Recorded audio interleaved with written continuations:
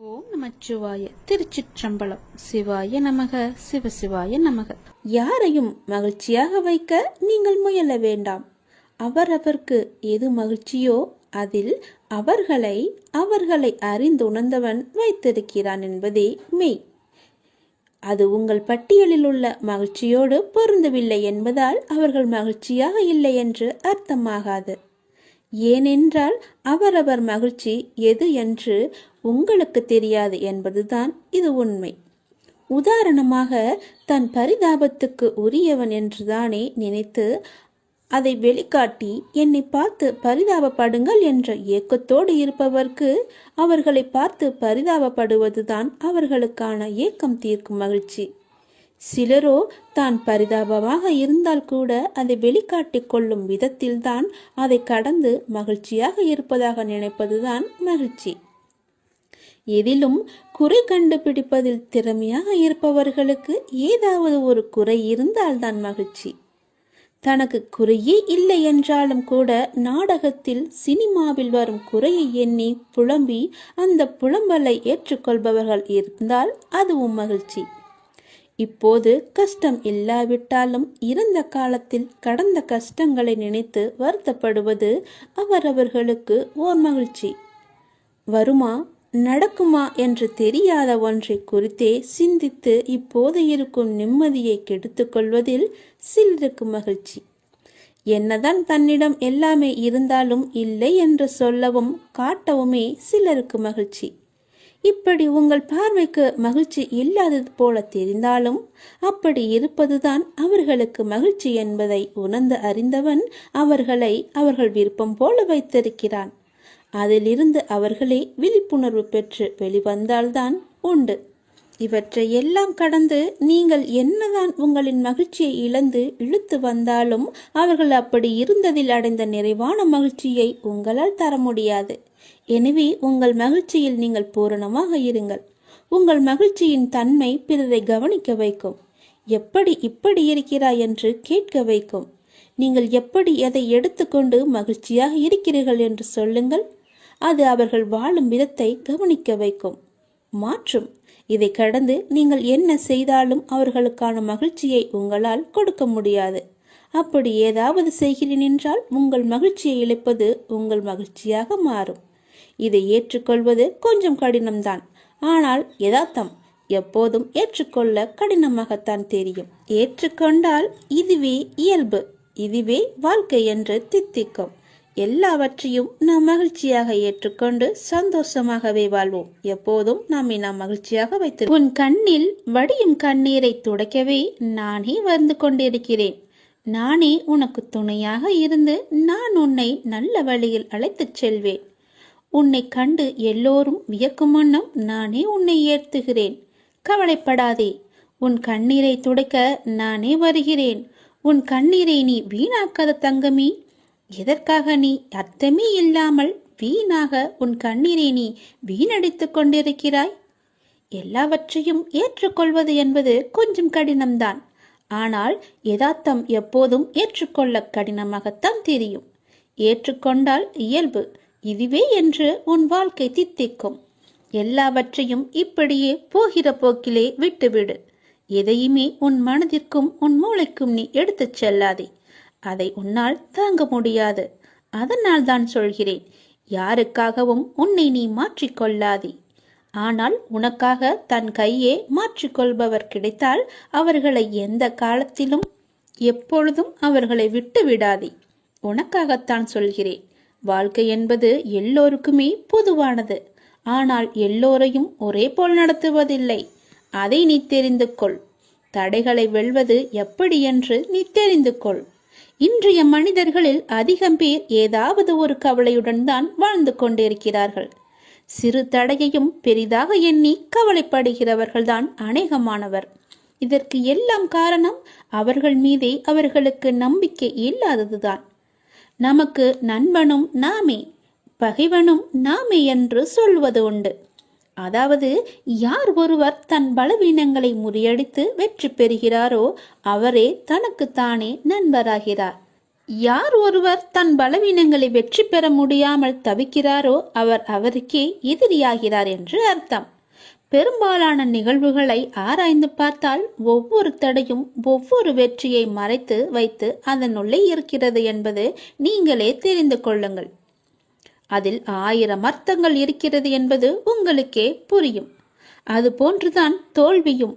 தோல்வி என்பது நம்மை மாற்றி அமைத்துக் கொள்ள வேண்டிய அறிவிப்பு என்று கூட சொல்லலாம். செல்வத்தை இழப்பது ஒன்றையும் இழப்பதாகாது. உடல் நலத்தை இழப்பது வேண்டுமானால் சிறிதளவு இழந்ததாகும்.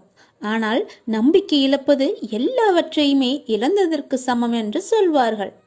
தடைகளை வெல்வது எப்படி? அப்படித்தான் நீங்கள் கேட்கிறீர்கள். இதை நமக்கு எறும்புகள் கற்றுத் தருகின்றன. நன்றாக ஆராய்ந்து பார்த்தால் உங்களுக்கே அது தெரிய வரும்.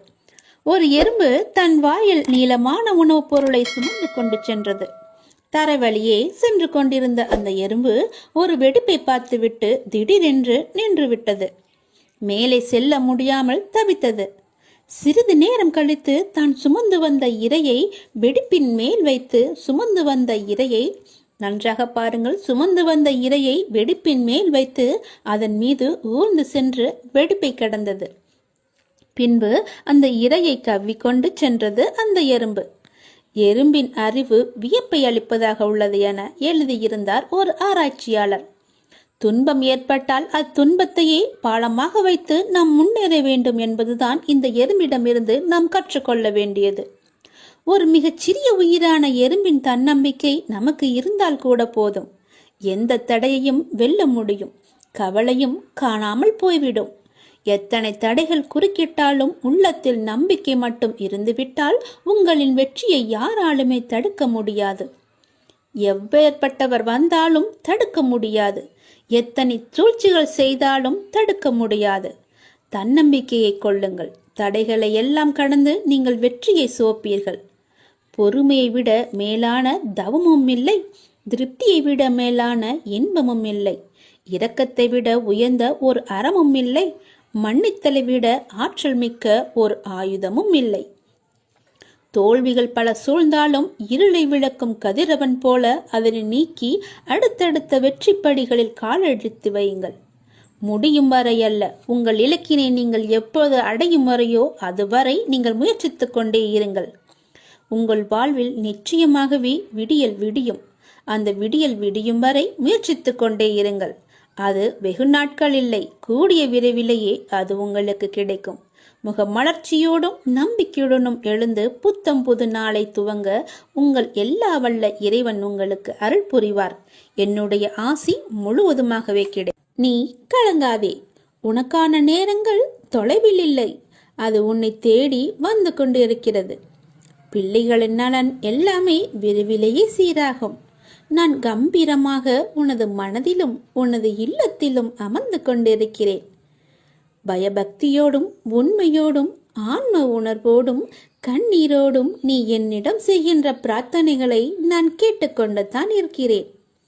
நான் அளிக்கும் பதில்களை உன்னால் புரிந்து கொள்ளாமல் முடியாமல் போய்விடுவதால் தான் உன் மனம் போன போக்கிலே நீ சுதந்திரமாக நடந்து கொண்டிருக்கிறாய்.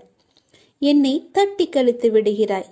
அதனால்தான் நான் செய்கின்ற பலனையெல்லாம் உன்னால் அடைய முடியவில்லை. உன் விருப்பப்படி செய்யவும் நடக்கவும் வாழவும் நான் உனக்கு சுதந்திரம் கொடுத்திருக்கிறேன். அதனால்தான் என் செய்கைகளை புரிந்து கொள்ளாமலும் எனக்கு கீழ்ப்படிந்து நிற்காமலும் உனது சுயமான போக்கின்படி உன்னால் நடக்க முடிகிறது. இந்த சுதந்திர உணர்வுதான் உன்னை இந்த அளவுக்கு கீழே இறக்கி வைத்திருக்கிறது. கீழே இறங்கிவிட்டோமே என்று வருத்தப்படுகிறாய். கீழே வந்துவிட்ட போதும் உன்னை நினைத்து நான் பெருமைப்படுகிறேன். உனது இரக்கமுள்ள குணம், பிறருக்கு உதவ வேண்டும் என்ற உன்னத மனோபாவம், இந்த நிலையிலும் பிறர் கஷ்டப்படுவதை காண சகிக்காத மனம், இவையெல்லாம் இருக்கும் இடத்திற்கு விசுவாசத்துடன் நடந்து கொள்ள வேண்டும் என்று நினைத்து அதன்படி நீ நடந்து வந்ததால்தான் கீழ்நிலைக்கு இறங்க நேர்ந்தது என்று நீ நினைக்கிறாய். அது அல்ல. கெட்டவர்களும் கெடுமதி உள்ளவர்களும் நன்றாக இருக்கும்போது நல்லவர்களான நாங்கள் மட்டும் ஏன் கஷ்டப்பட வேண்டும்? கஷ்டத்தை மட்டுமே ஏன் கடவுள் எங்களுக்கு பரிசாக தர வேண்டும் என்று நீ நினைக்கிறாய்? உன்னை போல நல்லவர்களும் இப்படித்தான் புலம்பிக் கொண்டே இருக்கிறார்கள். இது இன்றோ நேற்றோ தொடங்கி நடந்து வருகின்ற விஷயமல்ல. காலகாலமாய் நல்லவர்கள் புலம்பும் ஒரு தொடர்கதைதான். அதுதான் நீயும் செய்து கொண்டிருக்கிறாய். நான் உன்னிடம் பிரதிட்சியமாக விளங்க வேண்டும் என்றால் நீ கஷ்டப்பட்டுத்தான் ஆக வேண்டும். ஏனெனில் நான் நல்லவர்கள் மனதில் மட்டுமே வாழ முடியும். கெட்டவர்கள் மனதில் எனக்கு இடமே கிடையாது. எப்படி உன்னை கஷ்டப்படுத்தி வாழ்வதால் என்ன பலன் என்று நீ நினைக்கலாம். நான் உன்னை பக்குவப்படுத்தி பெருமைப்படுத்துவதற்கு இதை உனக்கு வரப்பிரசாதமாக கொடுக்கிறேன். உன்னுடைய தகுதிக்கும் தாங்கு சக்திக்கும் ஏற்பத்தான் கஷ்டத்தை தருகிறேன். இதை உன்னால் சமாளிக்க முடியும் என்று தெரிந்த பிறகே கஷ்டம் வர தயாராக இருக்கிறது. இந்த நேரம் நீ வேகமாக செயல்பட வேண்டிய நேரம், சிந்தனையோடு செயல்பட வேண்டிய நேரம். இப்போதே உன் நிலையை பல மடங்கு நான் உயர்த்தப் போகிறேன். சந்தோஷமாகவே இரு. என்ன நீ ஒரே மனக்குழப்பத்திலேயே இருந்து கொண்டிருக்கின்றாய்? எப்போது பார்த்தாலும் குழப்பமான சூழ்நிலையை ஏன் உன்னை வைத்திருக்கின்றாய்? மீண்டும் மீண்டும் குழப்பம் ஏற்படுவதற்கு என்ன காரணம்? நான் தான் நேற்றே உன்னிடம் பேசிவிட்டேனே. நான் பேசுவதை நீ காது கொடுத்து கேட்டாயா இல்லையா? நீ புரிந்து கொண்டதுதான் என்ன? நீ என்னத்தை புரிந்து கொண்டாய்? வினைகளை எப்படி தீர்க்க வேண்டும் என சொல்லி தந்தேனே. கேட்டாயா அல்லவா? ஏன் கேட்க மறந்தாய்? ஏன் நீ மறந்து போனாய்? அது போன்ற ஒன்றை செய்ய முயன்று ஏன் வருத்தப்பட்டு கொண்டிருக்கின்றாய்? நான் வேண்டாம் என்றும் சொல்லியும் ஏன் அதையே நினைத்து கொண்டிருக்கின்றாய்? உன் அப்பா பேச்சை நீ கேட்க மாட்டேன் என்ற முடிவிலேயே இருக்கின்றாயா? நீ மிகவுமே ஆசைப்படும் விஷயம் உனக்கு கிடைக்கப் போகிறது என்றுதான் நான் அப்பொழுதே சொல்லிவிட்டேனே. இருந்தும் தேவையில்லாமல் ஏன் உன்னை நீயே வருத்து கொண்டிருக்கின்றாய்? வருத்தப்பட்டு கொண்டிருக்கின்றாய்? தேவையே இல்லாதது. என் பேச்சை நீ கேட்பாயா மாட்டாயா என்று எனக்கு ஒரு சத்தியம் செய்துத்தா. அப்பொழுதுதான் நான் நம்புவேன். மகிழ்ச்சியாக இருக்கும்போது பல அனுபவ பாடங்களை நீ மறந்து விடுகின்றாய். மகிழ்ச்சியாக இரு, ஆனால் எவற்றில் எந்த எல்லை என்று உன் வாழ்க்கை ஏற்கனவே கற்றுக் கொடுத்திருக்கிறது அல்லவா? அதை நீ மறந்து விடாதே. அந்த எல்லையை நீ தாண்டி விடாதே. இந்த ஒரு நாள் சிலவற்றை தாங்கிக்கொள். நாளை முதல் அதிலிருந்து நிச்சயம் உனக்கு விடுதலை கிடைக்கும். நான் இருக்கின்றேன். எல்லாவற்றையுமே நான் மாற்றி தருகின்றேன். எல்லாமே நன்மைக்கு. யாம் இருக்க பயமேன் என்பதை நீ வெறும் வார்த்தையால் நம்பிக்கைப்படக்கூடாது. முழுமையாக உனக்குள்ளே ஊற வேண்டும். அது எத்தனை முறை சொன்னாலும் நீ கேட்க மாட்டேன் என்றால் நான் என்னதான் செய்வது? நான் உன்னை கும்பிட்டு கேட்டுக்கொள்கிறேன். தயவு செய்து உன் அப்பா சொல்வதை கொஞ்சம் காது கொடுத்து கேட்டு அதன்படி நீ நடந்து கொள். உன்னுடைய மனக்குழப்பம் எல்லாம் தீரும். நான் ஏதாவது ஒரு விதத்தில் தினமும் உனக்கு சொல்லி கொண்டுதான் இருக்கிறேன். பல நல்லதுகளை இன்று நீ என்ன செய்ய வேண்டும், எது செய்யக்கூடாது என்று அவ்வப்போது உனக்கு உணர்த்தி கொண்டுதான் இருக்கின்றேன். நீ கேட்காமல் போனால் நான் என்ன செய்ய? மகிழ்ச்சியாக இரு. அதற்குத்தானே நான் எல்லாவற்றையும் செய்து கொண்டிருக்கின்றேன். தேவையில்லாத விஷயங்களை எல்லாம் உன் மனதில் போட்டு நீ குழப்பிக் கொள்ளாதே என்று அடிக்கடி சொல்கிறேன். நேற்று சொன்னது போலவே இன்றும் சொல்கிறேன். தேவையற்றதை போய் நீ மாட்டிக்கொள்ளாதே. வீணாக எதையும் பேசி சிக்கிக் கொள்ளாதே. வினைகளை எப்படி தீர்க்க வேண்டும் என சொல்லி தந்தும் நீ அதிலேயே மாட்டிக்கொண்டிருப்பேன் என்றால் நான் என்ன செய்ய? தயவு செய்து கேட்கிறேன். நான் சொல்வதை கேள். நீ விரும்பும் ஆசைப்படும் ஒன்று உன்னிடம் நிச்சயம் வரும். அது உனக்கு கிடைக்கப் போகிறது. அந்த நேரத்தில் இப்படி செய்தால் நான் என்ன செய்ய முடியும்? உன் வாழ்க்கை நன்றாக இருக்கும். கவலைப்படாதே. இந்த உலகமானது எப்படி வேண்டுமானாலும் மாறலாம். மனிதனாகனவன் எப்படி வேண்டுமானாலும் மாறலாம். எந்த நொடி வேண்டுமானாலும் மாறலாம். உங்கள் மீது நீங்கள் நம்பிக்கை வையுங்கள். வாழ்க்கை எந்த நொடியிலும் மாறும். மனிதர்களிடம் நீங்கள் கவனமாக இருங்கள். எப்போது மாறுவார்கள் என்று யாருக்கும் தெரியாது. நம்மை நாமே பெரிதாக எண்ணிக்கொண்டு அகந்தை கொள்வது கூடாது.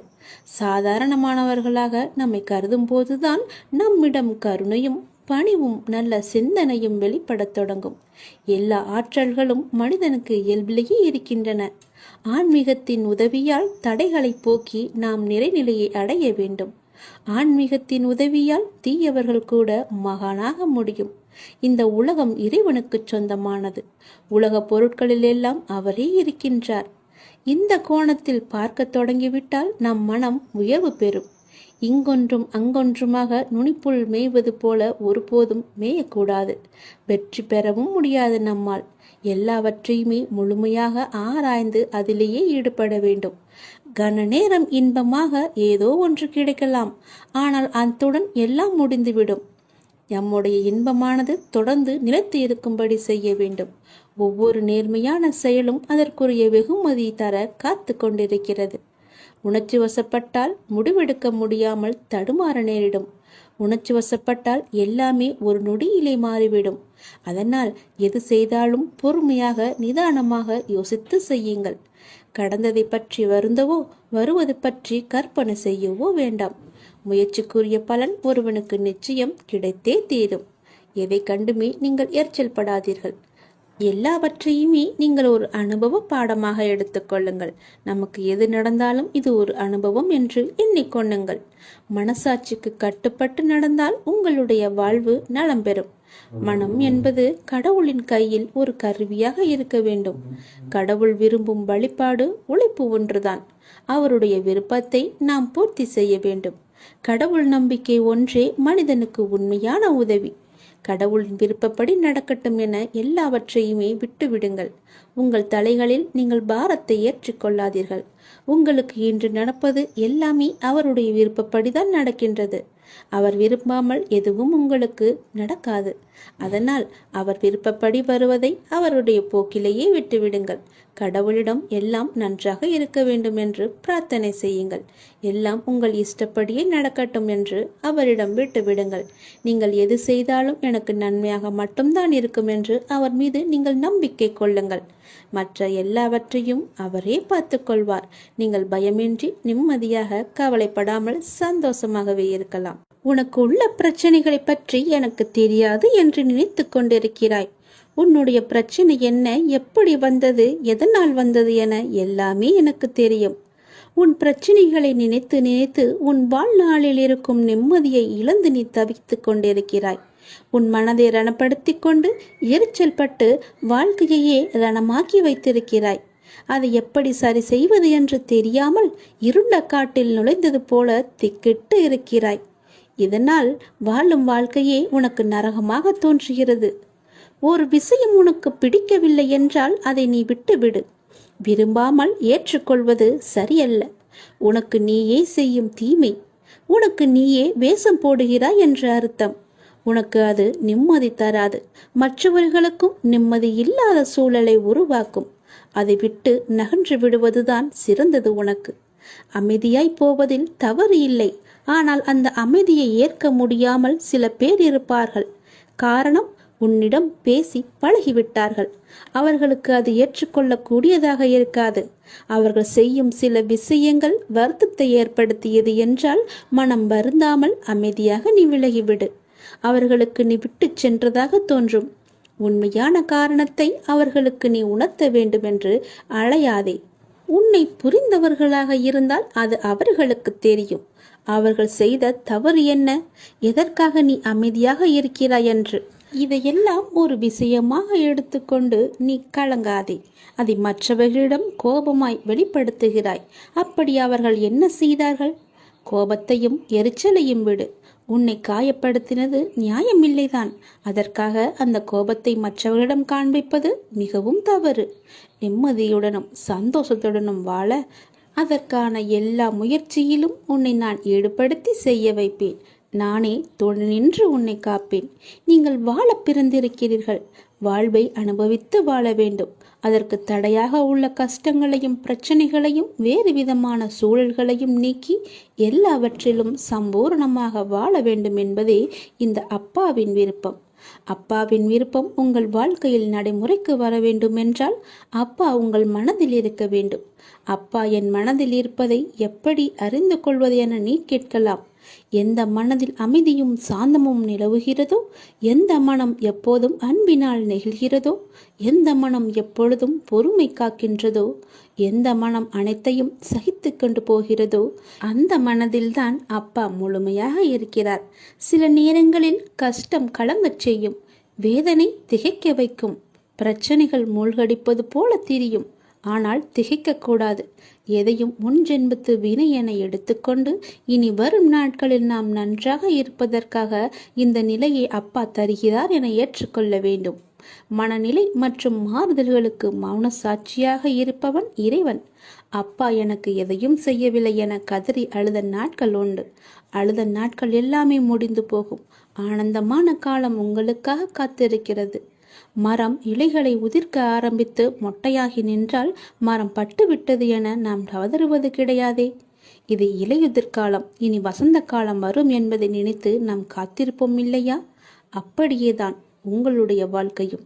இந்த துன்ப நாட்கள் எல்லாமே முடிவுக்கு வரும். முடிவுக்கு வந்து உங்களுக்கு இன்பம் சேரப்போகிறது. அன்றைக்கு நீங்கள் தகுதியாக இருப்பதற்கு இந்த கஷ்டம் என்ற பயிற்சி உங்களுக்கு அளிக்கப்படுகிறது. அப்பா எப்படி முழுமையானவரோ அப்படியே நீங்கள் முழுமையான தன்மை உடையவர்கள். அவரே முழுமையை நோக்கி உங்களை அழைத்து செல்வார். எதை பற்றியுமே நீ கவலைப்படாதே. உன்னோடு நான் எப்போதுமே இருப்பேன். உன் பிரச்சனைகளை நான் தீர்த்து வைக்கிறேன். எதை பற்றியுமே நீ கவலைப்பட்டு கொண்டே உன்னுடைய வாழ்வை நீ இழந்து விடாதே. நிறையவே பிரச்சனை இருக்கிறது. எதை சொல்லி எங்கே போய் அழுவது என்று தெரியாமல் நீ தினமும் புலம்பி தவித்து கொண்டிருக்கிறாய். எனக்கென்று யாருமே இல்லையே, நீங்களும் இருக்க மாட்டீர்களா அப்பா என்று என்னிடமே நீ கேட்கிறாய். உனக்கு யார் இல்லை? எல்லோருமே இருக்கிறார்களே. நீதான் அவர்களை புரிந்து கொள்ளவில்லை. யார் என்று சொல்கிறேன் தெரியுமா? அந்த கடவுளை தான் சொல்கிறேன். உனக்காக அம்மாவாக அந்த அம்மன் இருக்கிறார். அப்பாவாக அப்பன் ஈசன் இருக்கிறார். குருவாக நானும் இருக்கிறேன்.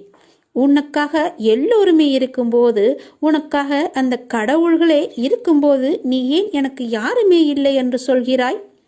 உன் கவலையை போக்க அந்த படைத்த இறைவன் எங்களுக்கு தெரியாதா? உன் பிரச்சனை என்ன என்பது எங்களுக்கு தெரியாதா? உன் பிரச்சனையை கேட்பதற்கு எவரும் இல்லை என்று நீ கவலைப்படாதே. உங்களுக்காக உனக்காக நாங்கள் எல்லோருமே இருக்கிறோம்.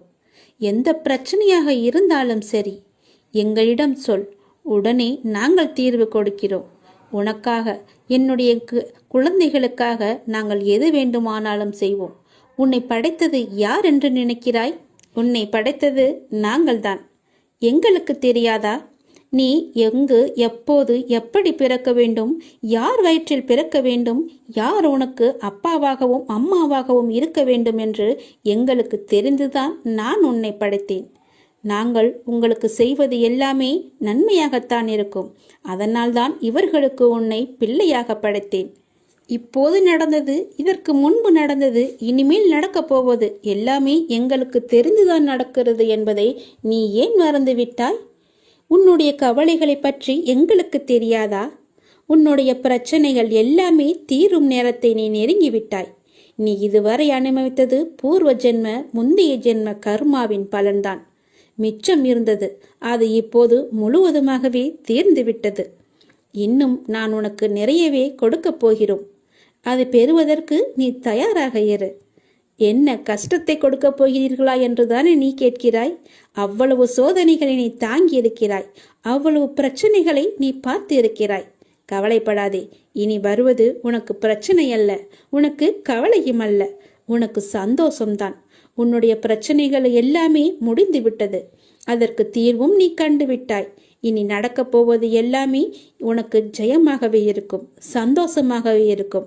நீ கேட்டது அனைத்துமே உங்களுக்கு கிடைக்கும். நீ எதிர்பார்த்தபடியே உன்னுடைய வாழ்க்கை நிச்சயமாகவே அமையும். என் வார்த்தையை நம்பு. உன்னை நான் படைத்தேன்.